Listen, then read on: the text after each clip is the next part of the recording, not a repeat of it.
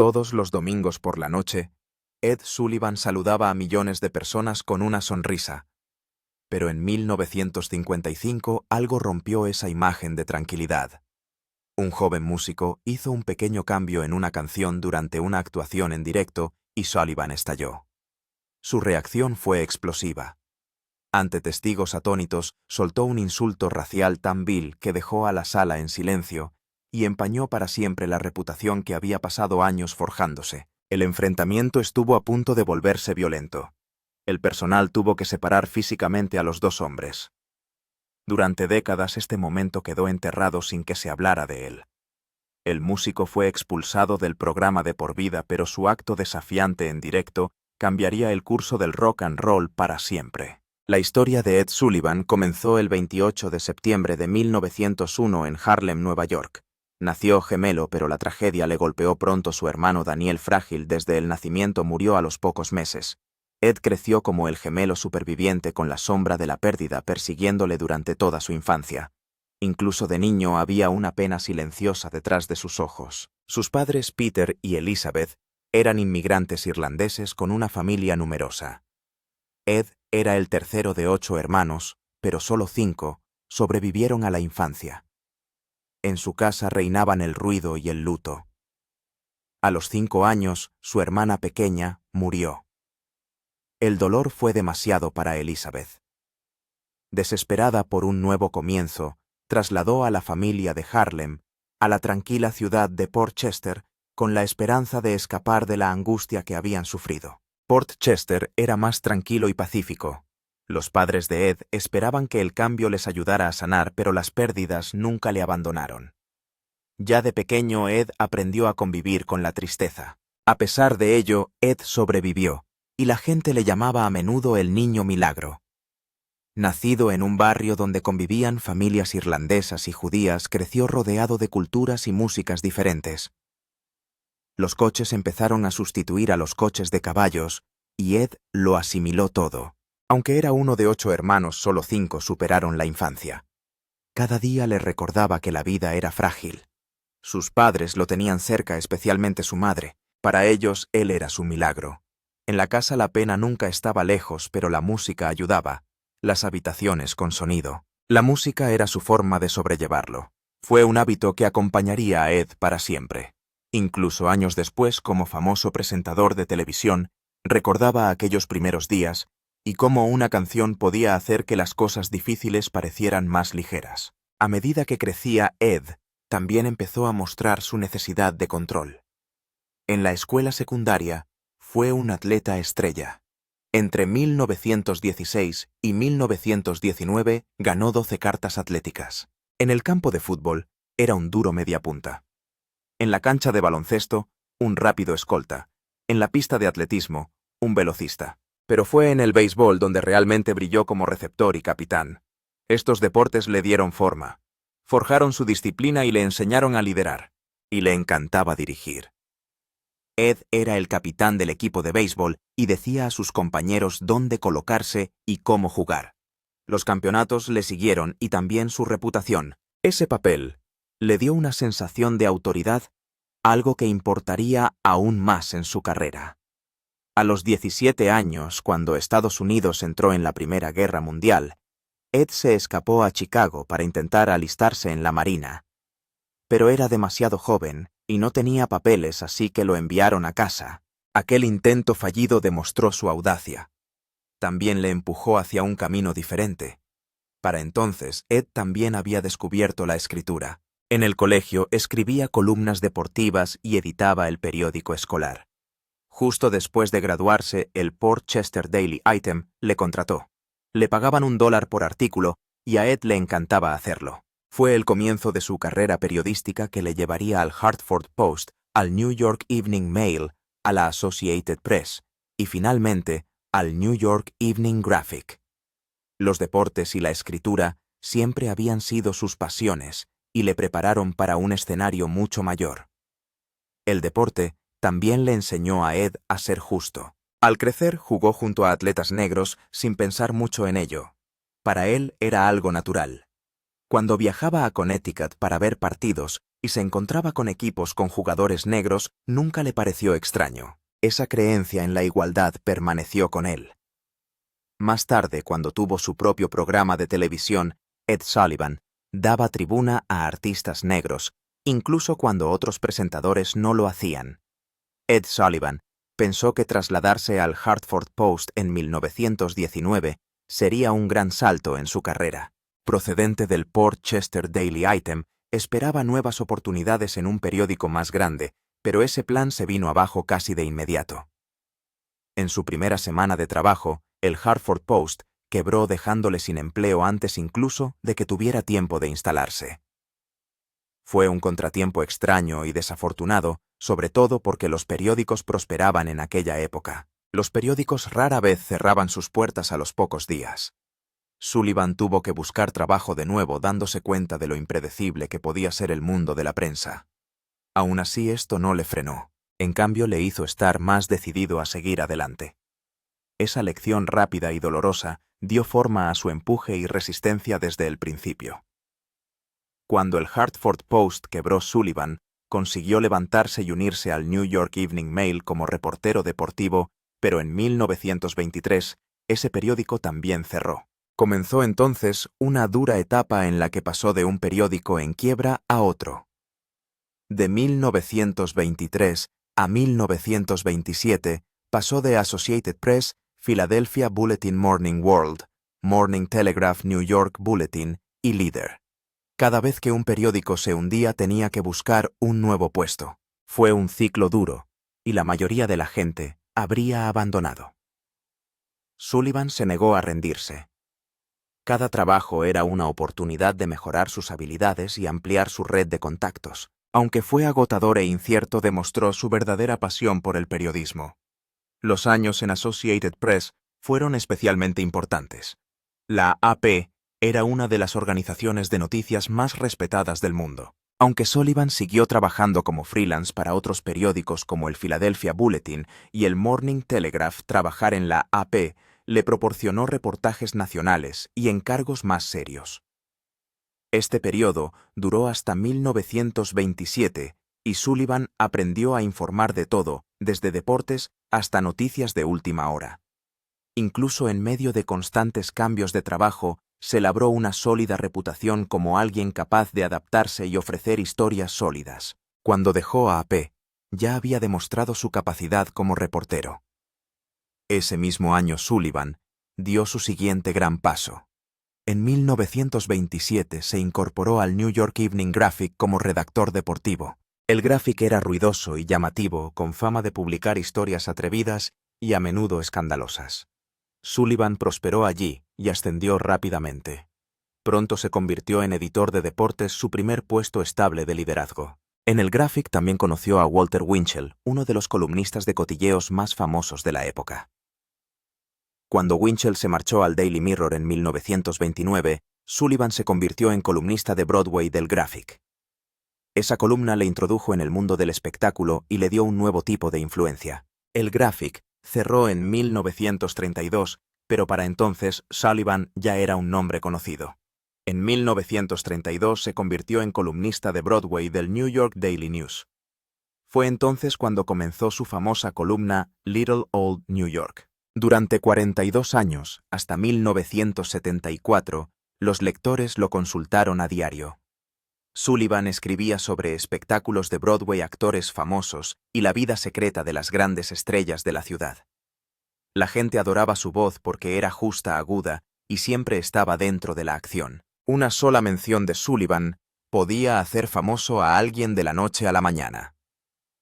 Su columna también se difundía, por lo que los lectores de fuera de Nueva York podían seguir el drama. Año tras año, Sullivan se adaptaba a cada nuevo giro del mundo del espectáculo. Eso es lo que le mantuvo en la cima. Sullivan también era un cazatalentos. Little Old New York era algo más que cotilleos. Era donde los nuevos actores e intérpretes conseguían su gran oportunidad. Sullivan sabía reconocer el talento antes que nadie. Una palabra amable en su columna podía impulsar una carrera. Por otra parte, si a alguien le caía mal un comentario rápido, podía arruinar su reputación. Actores y productores consultaban su columna cada mañana porque sabían que una línea podía decidir el futuro de su programa. Sullivan no solo informaba de las noticias, él le daba forma.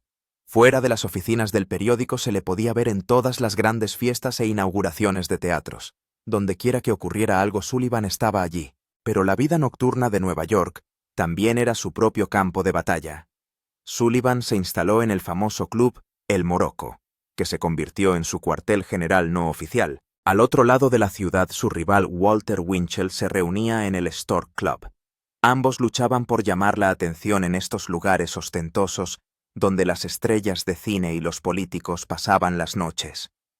Cada cara famosa que cruzaba las puertas era parte del concurso. El Stork Club de Winchell era famoso por su estricta política de puertas y su público exclusivo. El Morocco de Sullivan era famoso por su glamour y su poder. Entre ellos, estos dos columnistas dominaban la vida nocturna de Nueva York y todo el mundo sentía su rivalidad. Se convirtió en una de las historias más comentadas de la ciudad. Ser visto en uno u otro club podía hacer o deshacer una reputación, y Sullivan no se conformaba con escribir. Al igual que Winchell, decidió conquistar Radio 2. En 1932, lanzó su primer programa de radio, el Ed Sullivan Show en la CBS. Ese programa le aportó nuevos oyentes e invitados de renombre como Jack Benny y George M. Cohen. Sullivan siguió adelante presentando Ed Sullivan Variety en 1941, Ed Sullivan Entertains de 1943 a 1944 y Ed Sullivan's Pipelines en 1946. Cada programa llevaba su nombre a más hogares. La radio era perfecta para él. Le proporcionaba una mayor audiencia y una forma más rápida de compartir los cotilleos del mundo del espectáculo. La gente empezó a confiar en él como una voz reconocible. La radio demostró que podía hacer algo más que escribir. En 1948, la CBS decidió correr un gran riesgo. Contrataron a Ed Sullivan para presentar su nuevo programa de variedades de los domingos por la noche, llamado Toast of the Town. Sullivan era un columnista de prensa sin experiencia en televisión. Marlowe Lewis, uno de los productores de la CBS, pensó que el estilo sencillo de Sullivan podría funcionar. Sullivan no estaba seguro. Todo lo que prometen hacer es algo que yo ya he hecho, bromeó. El primer episodio se emitió el 20 de junio de 1948 con un ínfimo presupuesto de $1,175. Incluso Dean Martin y Jerry Lewis cobraban solo $200 por aparecer. Los patrocinadores tenían miedo. A los ejecutivos les preocupaba que no fuera lo bastante llamativo, pero el jefe de la CBS, William Paley, creyó en él. Sullivan luchó por conseguir invitados de primera fila y convirtió el programa en un éxito que duró más de 20 años. Ese éxito no llegó sin dolor. Los críticos le odiaban, pensaban que su forma de hablar era horrible. Harriet Van Horn escribió que no tenía ninguna personalidad. Otros críticos dijeron que era rígido, torpe y desesperanzado. Sullivan se lo tomó como algo personal. Una vez incluso escribió a Van Horn una carta desagradable. Pero la gente en casa seguía mirando. Incluso Alan King bromeaba diciendo que Sullivan no hacía nada, pero lo hacía mejor que nadie. Sullivan aprendió a aceptarlo. Dejó que los cómicos se hicieran pasar por él. Eso le hizo más popular. Al público le gustaba que se riera de sí mismo. Aunque los críticos se burlaban, los espectadores seguían volviendo. El extraño estilo de Sullivan se convirtió en parte de la identidad del programa. En cámara parecía tenso. Sus hombros estaban siempre encorvados. Su voz era nasal. Algunos pensaban que tenía parálisis de Bell. La revista Time comparó su sonrisa con la de alguien que chupa un limón, pero no le pasaba nada. Mucha gente le escribía elogiando su valentía. Los cómicos copiaban sus movimientos de madera. Eso le ayudó a hacerse famoso. Sullivan nunca luchó contra esta imagen, de hecho la adoptó. Su honestidad y humor le convirtieron en una de las figuras más queridas del mundo del espectáculo. En 1953, el programa se había trasladado a un nuevo hogar, el Estudio 50 de la CBS, en el 1697 de Broadway. Era un viejo teatro construido en 1927. Por dentro era grandioso con un techo gótico y vidrieras. Hubo que trabajar mucho para instalar cámaras y equipos en el interior. Incluso el metro cercano tuvo que ser blindado para que no causara interferencias. A Sullivan le encantaba este teatro. En 1967, para celebrar sus 20 años en antena, la CBS lo rebautizó como Teatro Ed Sullivan. Fue un honor poco común para una estrella de la televisión. Hoy ese teatro sigue en pie. David Letterman y Stephen Colbert lo llamaron más tarde su hogar, pero la mayoría de la gente lo recuerda por Sullivan y las muchas estrellas que actuaron allí. Al principio la gente seguía llamando al programa Toast of the Town. Sullivan pensó que esto no le daba suficiente crédito. El público ya lo consideraba su programa. El 25 de septiembre de 1955 la CBS le cambió el nombre por el de Ed Sullivan Show. Eso le importaba a Sullivan. Demostró su lugar como uno de los hombres más poderosos de la televisión. Un año después presentaría a Elvis Presley. Elvis atrajo a 60 millones de espectadores. Fue un récord para la televisión de la época. El nuevo nombre y esa enorme audiencia cimentaron la fama de Sullivan para siempre. Pero no siempre fue fácil trabajar con Sullivan. El 20 de noviembre de 1955, Bo Diddley estaba entre bastidores. Sullivan le oyó cantar 16 Tons, un gran éxito de Tennessee Ernie Ford. Esa canción había vendido más de 1 millón de copias en solo 3 semanas. Sullivan le dijo a Diddley que la tocara. Diddley aceptó probablemente, pensando que ayudaría a su carrera. Pero cuando vio los carteles con la leyenda Bo Diddley 16 Tons, pensó que debía hacer las dos cosas.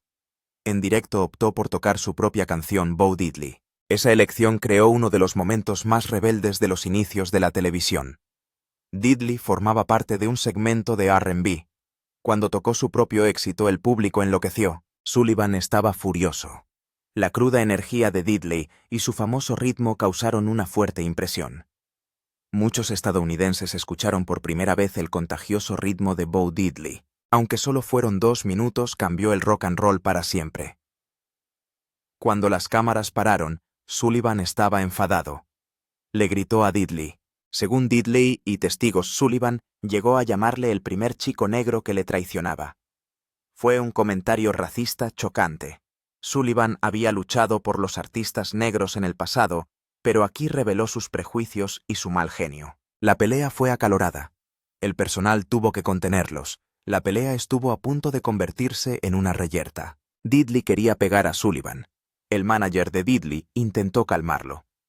«Es Ed Sullivan», advirtió el manager. A Diddley no le importó. Sullivan le dijo que nunca volvería a trabajar en TV. «No durarás ni 6 meses», le espetó Sullivan. A Diddley se le prohibió volver. Ed Sullivan era amado por millones de personas en la televisión, pero su hija Betty ha contado una historia muy diferente. Ella dijo que su padre tenía un temperamento notorio, que podía explotar por las cosas más pequeñas. En público Ed era tranquilo y encantador. En privado se enfurecía rápidamente. Betty recuerda un incidente en casa que empezó con un pequeño desacuerdo y acabó con Ed gritando y dando portazos. Sus familiares aprendieron a tener cuidado con él. Nunca sabían qué le podía hacer estallar. Este temperamento era algo que rara vez mostraba en pantalla. Permanecía oculto tras la educada sonrisa que todos conocían, pero en casa era muy real y quienes le querían tenían que convivir a diario con ese lado imprevisible. Betty también describió cómo Ed no se parecía en nada a su imagen pública cuando las cámaras estaban apagadas. La gente le consideraba simpático y extrovertido gracias a su programa. En realidad era bastante introvertido. Le gustaba pasar tiempo a solas. Después de una emisión, en lugar de celebrar o hablar con los invitados, solía esconderse en su camerino. Incluso en casa podía pasarse horas leyendo el periódico o viendo la televisión en silencio. No era un estado de ánimo pasajero, era su forma natural de ser. Ese contraste entre la imagen pública de anfitrión sociable y la realidad privada de hombre solitario era tan fuerte que incluso la gente que trabajaba con él pensaba a veces que era distante o frío. También había un lado oscuro en sus preocupaciones durante el apogeo de la Guerra Fría. Betty contó una anécdota en la que Ed llegó a estar convencido de que su novio era simpatizante comunista. Ocurrió a finales de los años 50 o principios de los 60, cuando el miedo al comunismo era generalizado en Estados Unidos. Ed interrogó a Betty sobre los antecedentes del chico. Consideró prohibirle la entrada a la casa. Incluso, pidió consejo a otras personas porque pensaba que su hija estaba mezclada con un subversivo. Era una sospecha infundada sin ninguna prueba. Ni siquiera alguien como Ed Sullivan, que apoyó públicamente los derechos civiles y acogió a artistas afroamericanos en su programa, pudo escapar a la paranoia de la época. Ed también era un hombre reservado cuando se trataba de sus emociones. Su nieto Rob Precht ha explicado que Ed rara vez mostraba afecto o hablaba de sentimientos. Rob creía que Ed construyó esta máscara emocional para ocultar el dolor. Ed tenía un hermano gemelo que murió siendo un bebé y una hermana que falleció cuando era joven. Estas pérdidas le hicieron ser cuidadoso con sus sentimientos. Incluso de adulto mantenía un rostro estoico y se contenía. Rob pensaba que esto era parte de lo que hacía que Ed pareciera frío con los extraños e incluso con algunos familiares. Pero bajo ese exterior duro había un hombre que sentía más de lo que podía decir.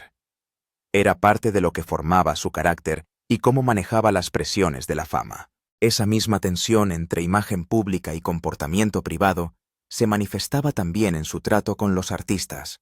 El 17 de septiembre de 1967, los Doors iban a tocar en directo en su programa. Antes de salir al escenario, los productores les dijeron que tenían que cambiar una letra en Light My Fire. Querían que se suprimiera la palabra más alto porque pensaban que aludía al consumo de drogas. La banda asintió y estuvo de acuerdo durante el ensayo diciendo a los productores lo que querían oír. Pero en cuanto salieron de la sala, Jim Morrison dijo a los demás que no iban a cambiar nada. El resto de la banda le apoyó, aunque estaban nerviosos. El guitarrista Robbie Krieger dijo más tarde: «Pensé que estaban bromeando. Dije a la mierda, hagámoslo como lo hacemos nosotros». Decidieron que no cederían. Esa noche, el espectáculo fue en directo. Ed los presentó amablemente como siempre. Tocaron una canción y luego empezaron con Light My Fire. Las cámaras rodaban, millones estaban mirando, y en el momento exacto que importaba Morrison cantó Girl We Couldn't Get Much Higher. Al público le encantó. Entre bastidores el ambiente era muy distinto. Los productores estaban enfadados. El propio Ed Sullivan entró en su camerino después del programa. Testigos presenciales afirman que estaba furioso, les insultó y les dijo que habían violado la confianza del programa y de la cadena. A la banda se le dijo que todas las futuras apariciones fueron canceladas. Los Doors no se inmutaron. Cuando alguien les dijo que nunca volverían a tocar en el programa, Jim Morrison dio una famosa respuesta. Con un encogimiento de hombros tranquilo y un poco de sonrisa burlona, dijo: «Pero acabamos de hacerlo». Esa frase resumía el espíritu de la banda. Habían conseguido lo que querían. Habían estado en una de las mayores plataformas de Estados Unidos y se habían mantenido fieles a sí mismos. Incluso décadas después, ese momento sigue vivo en entrevistas documentales y películas. El 15 de enero de 1967, los Rolling Stones aparecieron en The Ed Sullivan Show. Se disponían a cantar su nuevo single, Let's Spend the Night Together, pero los productores del programa y la CBS pensaron que el título era demasiado sugerente para la televisión familiar. Dijeron a la banda que cambiara la letra o que no saliera. Bajo presión, los Stones aceptaron. En su lugar cantaron Let's Spend Some Time Together. Fue un gran problema en su momento. La televisión americana era estricta y pensaron que la letra original era demasiado rebelde. Aunque los Stones aceptaron, no estaban contentos. El incidente se hizo famoso. Mostró la lucha entre la música rock y la censura televisiva. También demostró el poder que tenía la televisión sobre los artistas. Las emisoras de radio siguieron su ejemplo. Muchas de ellas pitaban la palabra night o no ponían la canción. Eso perjudicó el éxito de la canción en Estados Unidos. Por otro lado, al Reino Unido no le importó. La canción no fue censurada allí. Pero incluso entonces los Stones tenían una imagen rebelde. La gente ya los conocía por ir más allá de los límites. Su polémica sincronización labial del domingo por la noche en el London Palladium contribuyó a su reputación. El momento Ed Sullivan quedó en la mente de todos como una de las batallas de censura más famosas de la historia del rock. Durante el programa, Mick Jagger decidió dejar clara su postura. Cada vez que cantaba Let's Spend Some Time Together, ponía los ojos en blanco ante la cámara. Fue un movimiento pequeño, pero la gente se dio cuenta. Las miradas eran claras y llenas de sarcasmo. Era su forma de decir que no estaban de acuerdo con el cambio. El público lo vio y los productores también. Los ojos en blanco se hicieron famosos como forma silenciosa de protesta. A diferencia de Jim Morrison de The Doors, que se negó a cambiar la letra y fue expulsado, los Stones aceptaron cambiarla. Pero no renunciaron a su espíritu. Los ojos en blanco de Mick demostraron que podían seguir las normas y burlarse de ellas al mismo tiempo. Mucha gente pensó que esto estaba planeado, otros pensaron que solo era Mick siendo él mismo. En cualquier caso, fue inolvidable. Incluso hoy en día la gente habla de esos segundos como un ejemplo perfecto de cómo una banda puede rebelarse sin romper las reglas. Unos años antes, hubo otra famosa pelea con Ed Sullivan. El 19 de octubre de 1964, el cómico Jackie Mason apareció en el programa. El presidente Lyndon B. Johnson hizo un anuncio en directo, y el acto de Mason fue interrumpido. Cuando volvió el programa, Sullivan levantó 2 dedos fuera de la pantalla para decirle a Mason que le quedaban 2 minutos. Mason comenzó a hacer bromas sobre los dedos. Siguió señalando a la gente y diciendo, «Aquí hay un dedo para ti y un dedo para ti». Sullivan pensó que Mason le estaba haciendo un gesto obsceno. Desde el punto de vista de Sullivan, el pulgar de Mason parecía el dedo corazón. Sullivan estaba furioso. Después del espectáculo, canceló el contrato de Mason por 6 apariciones. Ese contrato valía $45,000 en ese momento, más de $450,000 en dinero de hoy. Sullivan dijo a la prensa que Mason era impredecible y estaba enfermo. Mason negó haber insultado a Sullivan, pero nadie le creyó. Mason demandó a Sullivan por difamación, pero perdió. Los medios cubrieron la historia por todas partes. La carrera de Mason sufrió un duro golpe. Sullivan era poderoso.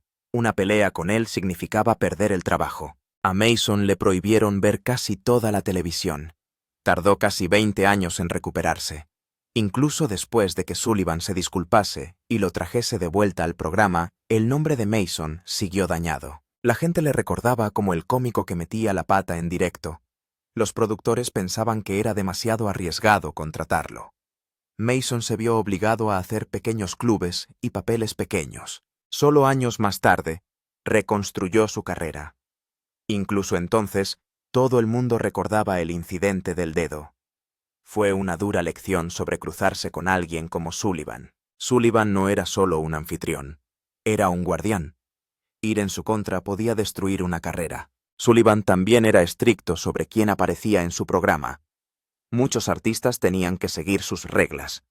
Incluso grandes nombres como Elvis Presley tenían que rodar de cintura para arriba, y Sullivan a menudo decidía lo que era aceptable. Pero también tenía una faceta que pocos esperaban.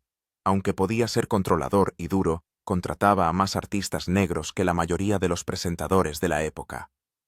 A partir de 1948, Sullivan dio a los cantantes, bailarines y músicos afroamericanos un escenario nacional. Esto ocurría en una época en la que el racismo y la segregación aún eran comunes. Algunos patrocinadores le dijeron que dejara de contratarlos. Una vez un ejecutivo de Ford le dijo que dejara de hacerlo. Sullivan le echó del teatro. Sullivan le dijo a la gente que el talento importaba más que la intolerancia. En su programa, Louis Armstrong, Ella Fitzgerald, Sammy Davis Jr., The Supremes, The Temptations y James Brown. Incluso aparecieron líderes de los derechos civiles como Coretta Scott King. Sullivan asumió riesgos reales. Mucha gente le quería por eso. Otros pensaban que tenía 2 caras. Entre bastidores, era conocido por poner en la lista negra a artistas que se le cruzaban como Bo Diddley. Pero en la pantalla promovió el talento negro más que la mayoría. Sullivan mantuvo su programa en antena durante 23 años. Se emitió en la CBS del 20 de junio de 1948 al 6 de junio de 1971, es decir, más de 1000 episodios. Cada domingo millones de estadounidenses lo sintonizaban. Sullivan les presentaba a todos desde Elvis Presley a los Beatles. También actuaban estrellas de la comedia como Richard Pryor y Carol Burnett. Cuando los Beatles tocaron el 9 de febrero de 1964, lo vieron unos 73 millones de personas. Eso fue un récord en ese momento. Sullivan era famoso por su estricto control. Elvis solo aparecía de cintura para arriba. Los Rolling Stones tuvieron que cambiar sus letras. Aún así, actuar en Sullivan podía hacer o deshacer una carrera. Cuando la CBS finalmente canceló el programa en 1971, se sintió como el final de una era. El propio Sullivan no vivió mucho después de eso. Su esposa Sylvia murió el 16 de marzo de 1973. Llevaban casados desde el 28 de abril de 1930, tras conocerse en 1926. Al principio mantuvieron su relación en secreto porque ella era judía y él católico. Incluso le dijeron a la familia de ella que Sullivan se llamaba Ed Sullivan. Finalmente se fugaron al ayuntamiento en 1930. 8 meses después, tuvieron una hija llamada Elizabeth. Los Sullivan eran un equipo. Sylvia solía hacer comentarios sinceros a Ed después de cada actuación. Cuando ella murió en 1973, él quedó desolado. Un año más tarde, el propio Sullivan fue diagnosticado con cáncer de esófago. Su familia decidió no contarle toda la verdad. Pensaron que le disgustaría demasiado. En pocas semanas, Sullivan había desaparecido. Murió el 13 de octubre de 1974 a los 73. Su funeral se celebró en la Catedral de St. Patrick. Paul McCartney recordó más tarde haberle visto y haberse dado cuenta de que Sullivan no recordaba quién era. Sullivan había cambiado mucho para entonces. Su hija Betty y su nieto Rob hablaron del lado controlador de Sullivan años después. Betty se había casado con el productor del show Bob Precht en 1952. Había visto de cerca cómo Ed gestionaba hasta el más mínimo detalle. Sullivan era famoso por su perfeccionismo. Incluso su familia lo sentía. Rob contó historias sobre